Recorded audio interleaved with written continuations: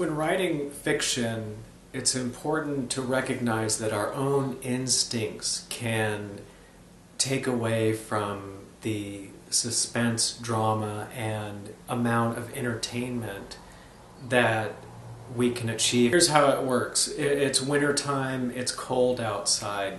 Now, I would not go and open a window and leave the window open and let it get cold inside while I'm working inside. Now, those are good instincts. So all our instincts for comfort, for survival, for achieving healthy equilibrium that work so well in real life do not work well in fiction. And we need to find ways of overriding those instincts, because when your main character is put into peril, you, without being melodramatic, that is creating a drama that has a false note to it, creating, a lot of noise and all of this that doesn't seem like there's any real chance of your character getting hurt or losing what is important to him. And at the same time, we care about our main character, our protagonist, so the last thing we want to do is to put them into peril, to put them into a situation where something really could go wrong. So we put our instincts that serve us well in real life, they start playing subconsciously while we're working on the fiction. And that drastically takes away from the effectiveness of our story writing. If you're working on a story and you're asking yourself, how can I make this story a page turner? How can I make this story one that the reader cannot put down and just has to find out what is going to happen? One very important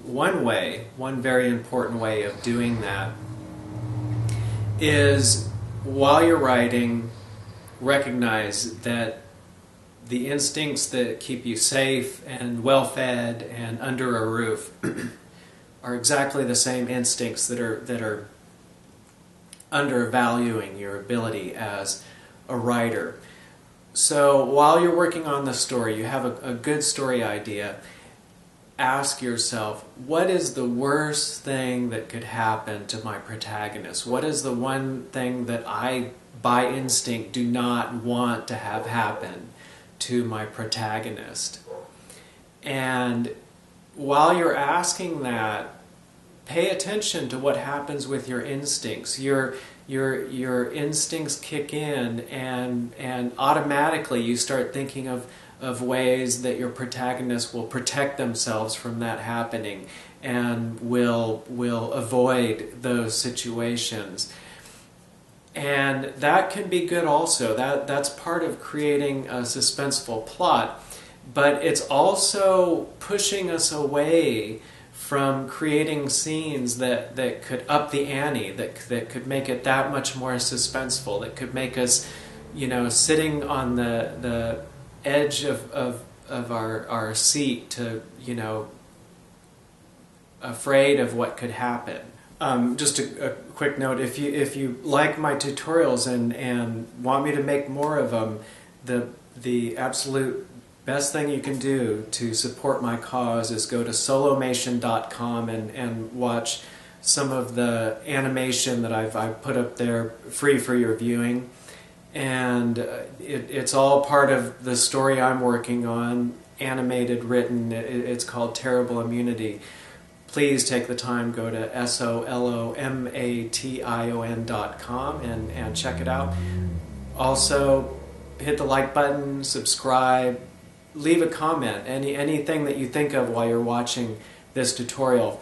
Let the other viewers read what you have to think about overriding instinct to write better fiction. So why do we have to override our own instincts to write better fiction? Because reality does that. The world we live in is in conflict with our own instincts for survival. So it makes for great story writing. And if you look at the stories that endure, they're often the ones that when they first come out, people are like, I don't know, something really bad happens in that one. But these are the stories that last because they're the ones that allow people to explore all the possibilities that in the back of their minds are frightening them. And yet they can do it safely and get a lot of entertainment, and it helps them think about their lives in deeper ways. So here it is, the number one way that I override instinct. I'll go ahead, and this is not me working on the story. This is me I've started another text document just for this, and I am going to go ahead and write out all the things that lead up to the total demise of my protagonist. I am going to go ahead and take my most beloved character and have the most horrible, worst outcome happen, and go ahead and let it happen from beginning stage to ending stage. And in that way, completely push aside all my thoughts about, well, they could do this, and well, they could do that, and if they act quickly enough, that could happen, and then they're back in the clear again. You can continue to have that interplay of your instincts wanting to create ways that your character survives, but outside of the story, go ahead and take your character to total demise. And I guarantee you it will inform. Then you can take what you've learned from that exercise, bring it back to your story, the one that you actually eventually want to show readers. And when I started working along these lines, it encouraged me so much to realize how this could bring more suspense to story writing. Also, go ahead and do the opposite of that. Take your protagonist and go ahead and bring them to that place where they reach all their goals, where they're in better than the best place that they could possibly ever imagine, to where they have gotten what they wanted, their dreams have come true, wonderful things have happened to them that they didn't even dream of. Because there are two sides to suspense. There is the worst case scenario and the best case scenario.